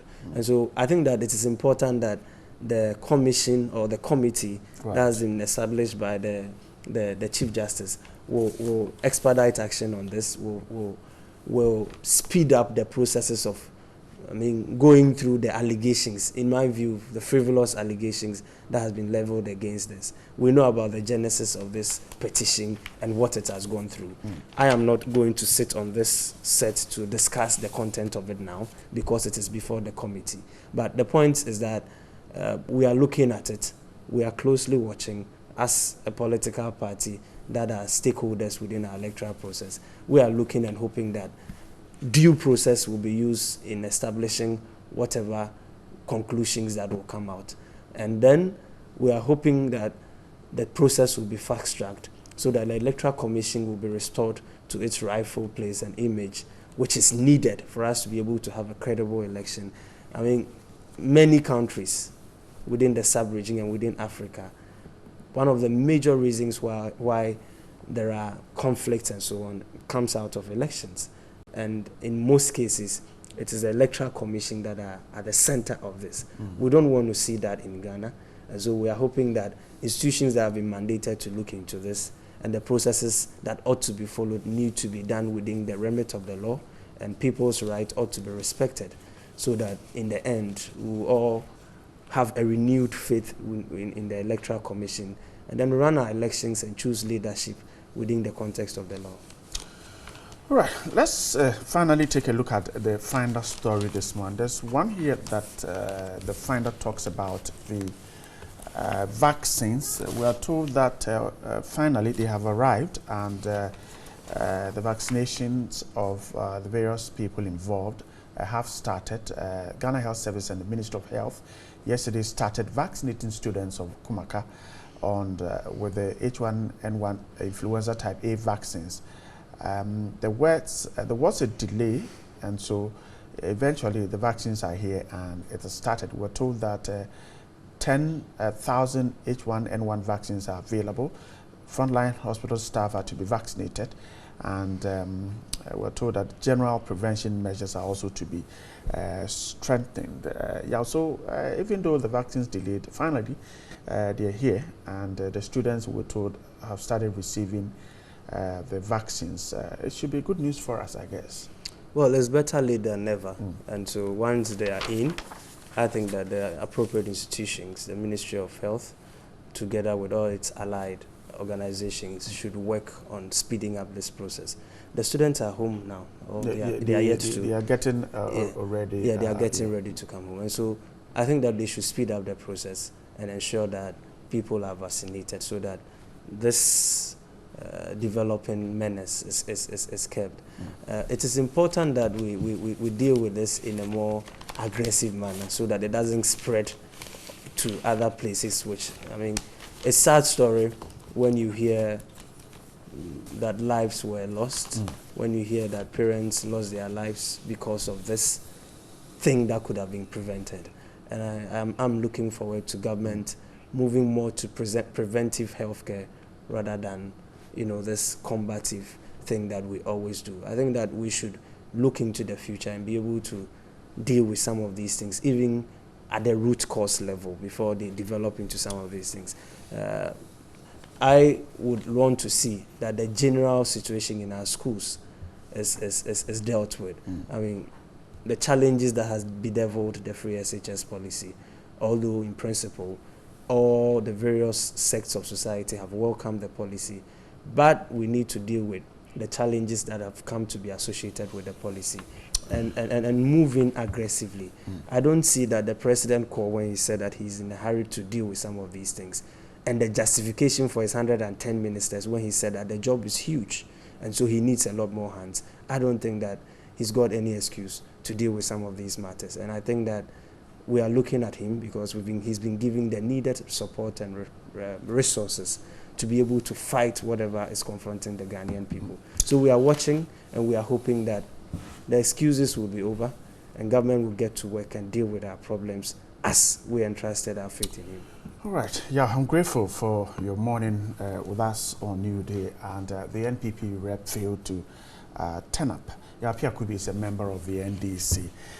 Those of you sent in your comments, we're trying to rework the lines and get them to be read. But thanks so much for staying there. Now, let's take you back to the Nkrumah Circle, where the sex trade is a booming one for commercial sex workers there, 2 years after the AMA demolished more than 1,000 brothels.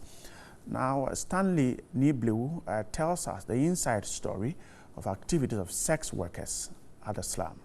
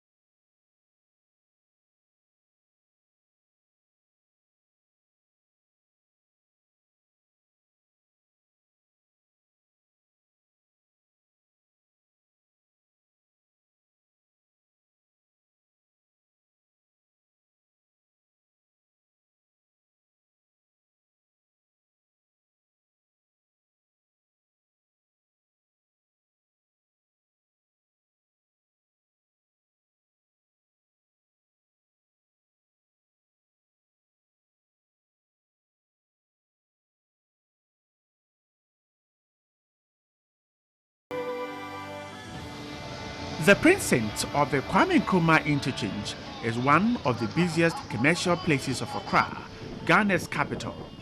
Illegal activities including duping, drug merchandising and soliciting for sex are common. These activities are fueled by a slum, popularly inhabited by some commercial sex workers and suspected robbers. This area is not new to city authorities. The Accra Metropolitan Assembly demolished structures harboring these commercial sex workers and alleged robbers after the June 3, 2015 fire and flood disasters that claimed more than 150 lives. More than 1,000 makeshift structures were pulled down. These workers are, however, back 2 years on. Brisk business has started again and more active than it was. In fact, the population of people engaged in prostitution and other nefarious activities has increased.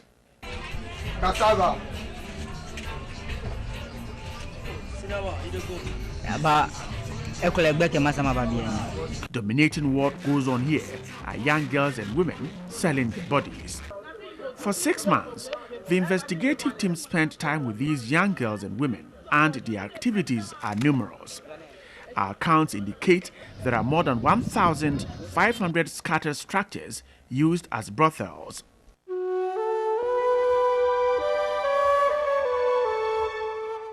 "32-year-old Abena, a mother of one, practices prostitution here.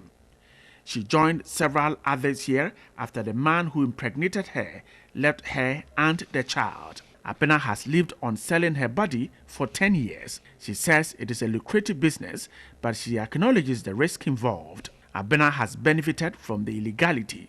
Her son, who is in senior high school, is catered for with what she gets here. She goes through a lot at night to raise money to care for her son. When business is good, she can serve 15 men, and when the night has been bad, she only gets 5 men.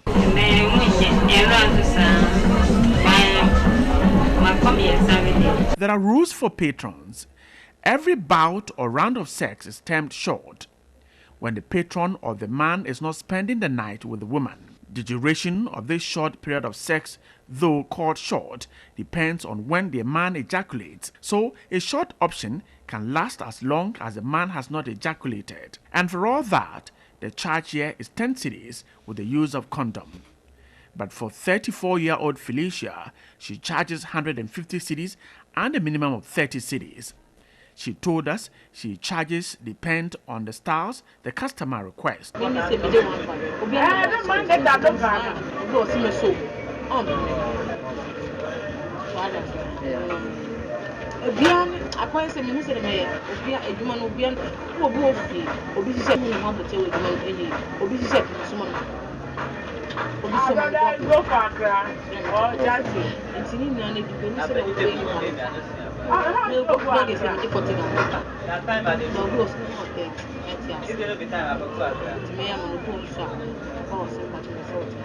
She says her vibrant sex skills in bed has attracted customers from Kaswa and other places who sometimes book for her service in advance.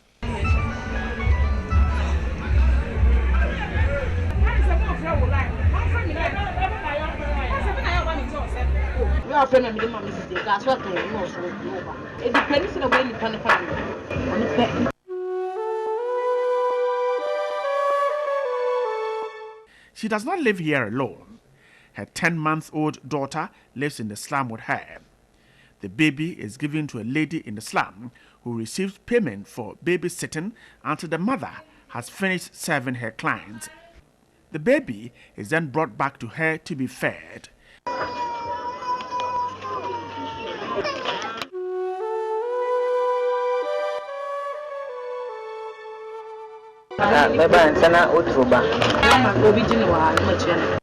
She's married with 4 children, but none of her relatives know that she lives in the slum and engages in this kind of work.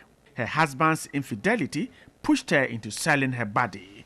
This was after she had spent all her trading capital on her children without her husband's support.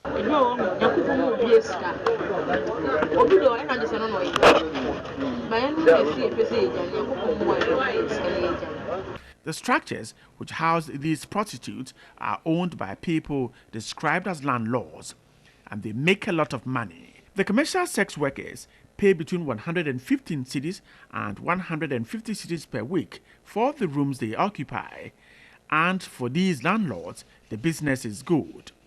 And so more rooms are being constructed to be turned into brothels.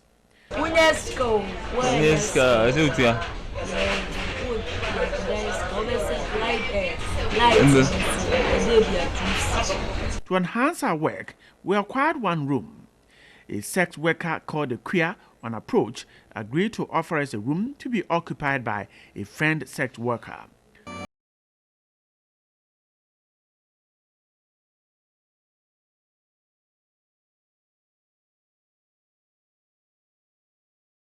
We are ready for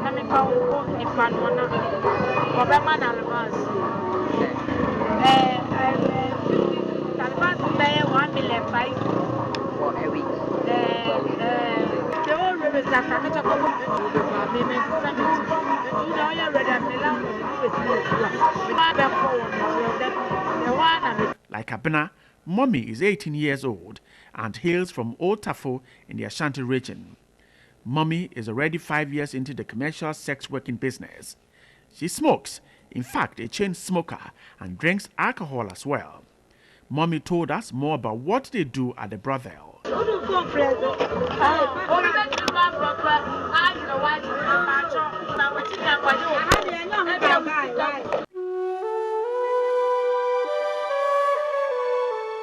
Both pregnant women and nursing mothers engaged in prostitution here. Most of the nursing mothers are single parents. During the day, work is less active and most of the sex workers sit in front of their rooms to attract the attention of prospective clients. The business gets active at night. The rail line that leads to the main Accra station is a hot spot. The girls and women engage their clients, and the bargaining can sometimes be endless. Nigerian girls dominate at the Kwame Nkrumah interchange area slum. Our investigation reveals that they migrated from another commercial sex working hub at Ashaiman, a suburb of Tema in the Greater Accra region, to their present location. Nigeria for no mutia no modo so.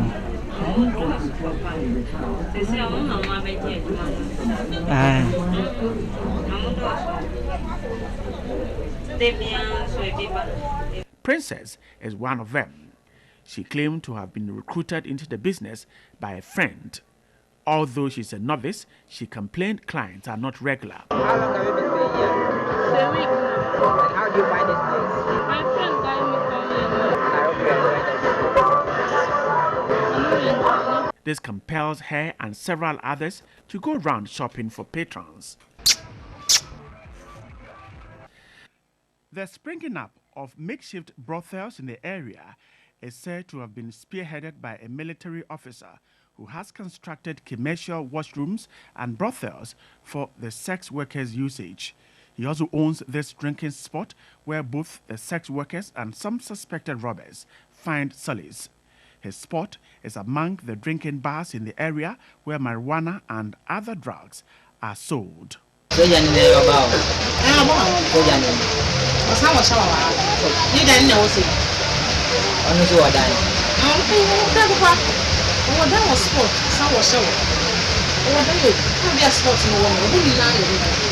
The Accra Metropolitan Assembly marked the structures and set February 2, 2017 as demolition date, but the time given for the structures to be pulled down elapsed. On March 28, 2017, a team from the Ghana Railways Company again went to mark the structures to be removed on March 30, 2017. But these structures are still standing. We inquired from the sex workers how the owners of the buildings are able to outwit officials. They alleged that a day before the supposed demolition exercise took place, the executives of the various brothels collected money from all the landlords to bribe officials of the Ghana Railways Authority and the AMA. A sex worker confirmed the money has been sent to the railway authorities. Now in business on Crawford this can I come on?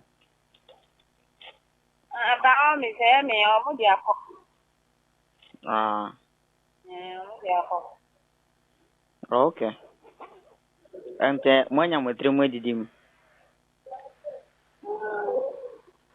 number of structures one owns determines how much he contributed to the money to bribe authorities of both the AMA and the railways. Generally, a room is levied 100 cedis. Water and electricity are used without a meter, though the sex workers claim they pay money for use of water and electricity. The responsibility lies with government and city authorities to take action.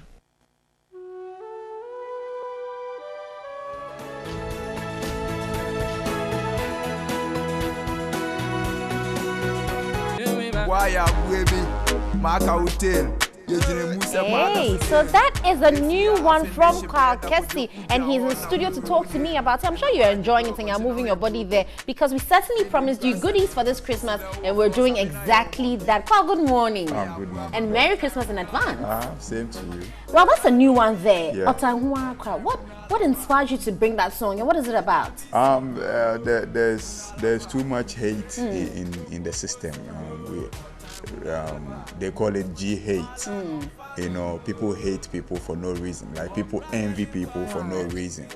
So, you know, I decided to make a song out of it, you know, to address the issue. Like, as you are sitting here beautifully, somebody is watching you and just hating for no nothing. reason. Yes, and that's all time, you know. And I think it takes somebody to address some of these issues in society, and I decided to address it in a song. Very well. And what's the traction? What kind of popularity are you gaining with this particular song? This song, I will tell you. I went to my YouTube this morning to check. This song is making a lot of noise. Nice. Like the comments. I just put it out last week on YouTube, and now we are almost at 50,000 views. Wow. So it is catching up gradually, and I like it. I like the vim the song has. Very well. But let's also talk about DJs in the music industry, because we've got Jam in 10 going on, and today is going to be the finals, and we've got some DJs in studio. But for you in the music industry, what have you seen with the trend of DJs? Are you happy with the kind of DJs we have on the scene? And when, of course, it comes to working with them, what is your experience like? I think the DJs in Ghana have really improved in their field. You know, now we see the DJs over here coming out with songs. Right. You know, putting artists together. You know, the DJing industry has moved to a step higher, where DJs are being recognized. Yeah. Even now, more DJs have recognition than some of the musicians. True. So it means, you know, they are picking up. But we have to grow together. You know, they can't do it with the musician can't do it with the DJ. Right. Respect to every DJ in the industry. Without them, we won't be where we are now. Definitely. So you know, I like the fact that there's a competition putting DJs together, you know, to highlight their talent and, you know, reach out to the world. Very well. Yeah. But I might be passing through. You certainly will.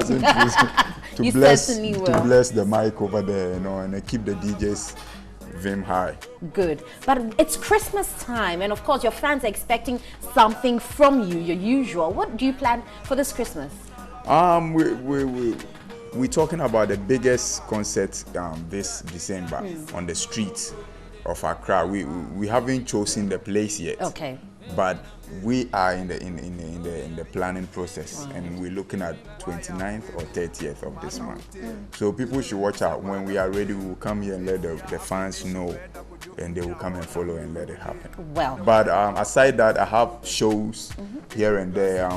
As I'm talking to you today, I'll have to be flying to Kumasi or Takoradi by end of the day. Kumasi or Takoradi? Not yet decided. Yes, but I'll be performing in Koforidua on Sunday 24th. Right. I'm going to Kwewu, Blaze on the Hills on the 26th. Okay. So, you know, so it's packed. Yeah, it's packed. It's packed, and I'm trying to take one day like 30th or 29th out and do something for my fans, and that's what we will be announcing later in the week. Very well. Yeah. But Kwakwasi, when you started off many years down the line, is this where you saw yourself? Are you happy with your placement in the music industry as of now, or should we expect more from you? I think we should expect more. To me, I think the race has just started. Right. You know, this is the social media era. When we started, there was no social media. So you had to, when you are recognized, then it means you've really worked. Now it's social media. You put your works out there and the whole world is watching. So I believe this is the time for us even to make more things happen. So to me, it's the starter, and people should expect more. Aside that, I would say music has paid off. I don't know if what job I would be doing if I didn't do music, but I thank God for choosing this path for me, and I'm successful. I wouldn't say I'm rich, but I wouldn't say I'm poor. But you're happy. Yeah, I'm happy. Yeah, and you feel fulfilled. Yeah. Certainly. But what message do you have for your fans out there as it's Christmas? Give them some sweet shout out before we go. When him say when the crabbe ma obi ni shi tum o flash WC now so we be team we the fruit to sa we be tum o the kind e work out undi bim what you say it's all about love. Let's show love. Let's love lead this Christmas. Don't speed. What you say? Who speed ya o ko hen? Keep the speed down. Let Jah lead the way. And let's love, bring us together. Enjoy Christmas, Merry Christmas, and Happy New Year. Certainly. On that note, that was Kwakwasi for you. But damn, he should have issued a disclaimer before giving us that rap line. But certainly, that was a good one. We'll take it from DJ because we've got so many DJs in the studio. So let's hit it, DJ Kenya.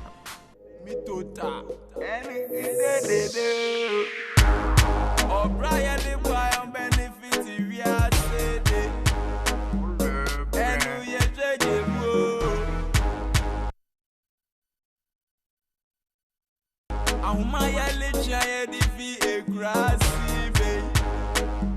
Si se yo bidimo, ota una la kwa. Ano bidimo, ota una la kwa.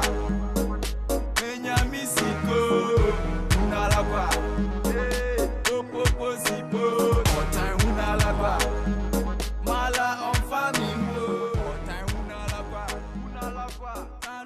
Well, it's the season.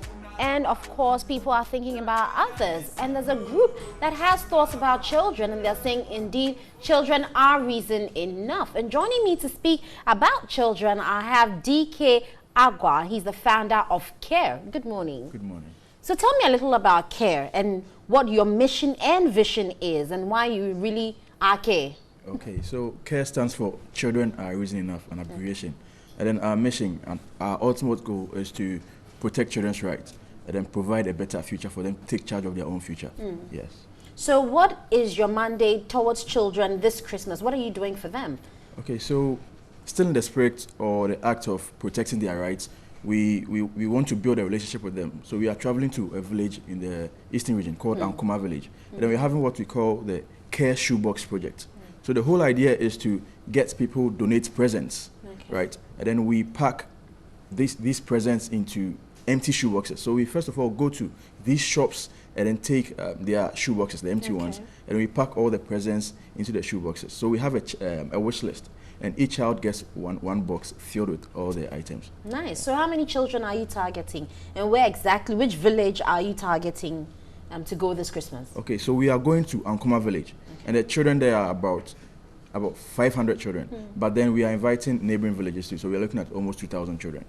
So you're going to give almost 2,000 gifts out on that particular day, which will be donations from others. Yes. Right. So how do people come and join CARE as a team to even volunteer to help you on these projects that you embark on? Okay, so to volunteer, you first of all fill our online application, right? So we see your skills and then we see where to place you. Because people, let's say you're a photographer, right? So you volunteer as a photographer, a graphic designer, etc. Yeah. So we add you to. We have about 84 volunteers, and then we have 47 voluntarists. So we have volunteers and voluntarists. Our voluntarists are people who like to go on tours. like tourists. So whilst going on tours, they volunteer. Hence the word volunteering and tourism. So volunteerism. Okay, so explain to me, what exactly do they volunteer to do? Is it to take care of the children? Is it to just render service to the children? What exactly? So it depends. Like I said, we are a child rights protection agency. So we have volunteers who are lawyers, or maybe law students. So we go with them to these hinterlands to educate these children and their parents on their rights. Okay. Right? And then we have photographers, we have graphic designers, we have some who are into evangelism, right? So we have people from different sectors, and we have some who also go to the orphanages to teach children. Yes. So recently I embarked on something at the College Teaching Hospital. Okay, I'm yet to begin to teach these children who are staying there for longer periods because they are missing school time. So yeah, each person, depending on your skill or what you want to do, then we know where to put you to volunteer. Right. There has been some arguments that we have too many of these kind of groups that are helping children, and this actually may even be one of the reasons why around this time you see a lot of children being on the streets, because they know once you find them on the streets during a festive season like this, they're going to get something. So even they may have the shelters or they may be in the right homes, but they'll come onto the street just because they think there are going to be people who come and help us around this time. What's your view on that as CARE? So we as CARE do not support that idea, because if you keep on giving them on the streets, they feel encouraged. Like you said, they know it's a festive season, everyone wants to give. So when they come to the streets, they are going to get. So what we actually encourage is to move to them, build a relationship with them, find out where they are and their needs, and then you help them, but not help them on the streets. Because if you help them today on the streets, they'll be there again tomorrow. Very well. So CARE is going to Ankoma rather. Yes. Okay, so you'll be in Ankoma village in Christmas season trying to do this CARE Share Box project that you're doing, and kudos to you. We certainly hope viewers out there have heard and they'll donate, find a way of giving a child out there something good during this Christmas. But we still have more DJs in studio today. I was going to say in the country, but they are here in Ghana. So certainly we have DJs in studio and they'll give us some more for you. Okay, all right, so that's a wonderful performance. The DJs are always good. Yeah. They make you get excited. But do your birthday. Yes, certainly. Coming from Percy Abanu to Elvis Gagnon. He's a lecturer at the Purchasing and Procurement Science Department of Koforidia Technical University. He says, happy birthday to you, certainly. Stay blessed, and he loves you, if that's possible, but he certainly cares about his birthday is closer to Christmas. He's in trouble. All right, so these are the two balls for your Christmas gift on 25th. You make a choice. I want the big one. You want the big one. Big is not always big. Be careful. But on Christmas Day, I told you that there are a lot of goodies in these boxes. Oh, are they boxes? No, balls. These are balls. So what you got to do is to stay on this show, call into this show, and I'm sure I will tell you which number to call. And you got to win some very fantastic things in here. Choose one, big or small. That's your choice to make. So that's my Christmas present for you. We'll certainly be with you around Christmas, through Christmas to the end of the year. But that's how we're wrapping up the show for this morning. I'm so excited it's a Friday, and we won't be here tomorrow morning. Monday is a holiday. And we can Monday only is wish Christmas you Day. a big Merry Christmas, because you won't see us on Christmas Day. Nope. Our best wishes for you, the best of it. Show love, show everything, and give you your people all the best. Have a great Christmas, and don't forget to stay in touch, stay right here on TV3, and be good. Don't speed. You're speeding to nowhere, like as you told. Have a blessed weekend, and we'll throw over to DJ.